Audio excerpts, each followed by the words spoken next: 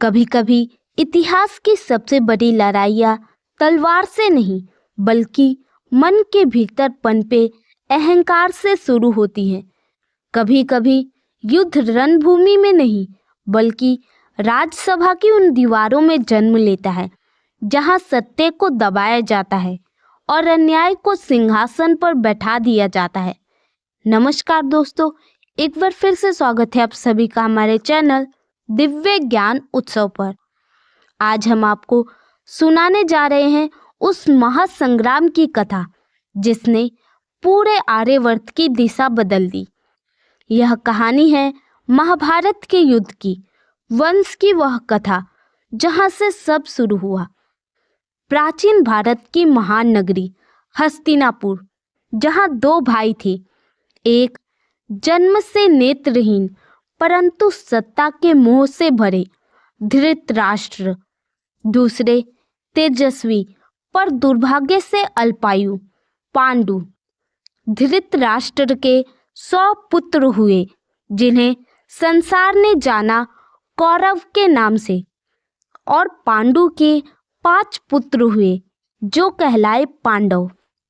पांडव बचपन से ही पराक्रमी, विनम्र और जनता के प्रिय थे, पर कौरवों में सबसे बड़ा पुत्र दुर्योधन हर पल यही सोचता, अगर पांडव आगे बढ़ते रहे तो हस्तिनापुर का सिंहासन मेरे हाथ से निकल जाएगा।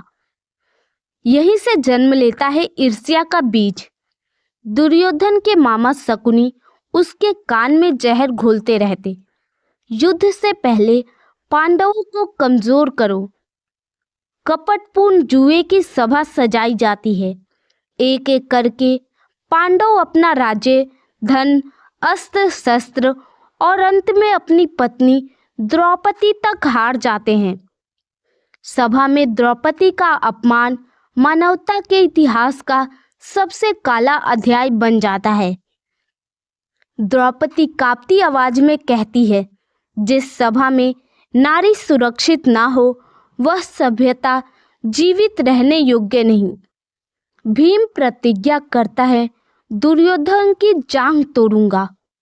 अर्जुन प्रतिज्ञा करता है, अधर्म का अंत करूंगा। पांडवों को भेज दिया जाता है 13 वर्षों के वनवास और अज्ञातवास में। इन वर्षों में वे हथियार नहीं उठाते बल्कि स्वयं को तैयार करते हैं, क्योंकि वे जानते थे युद्ध तलवार से पहले आत्मा में जीता जाता है।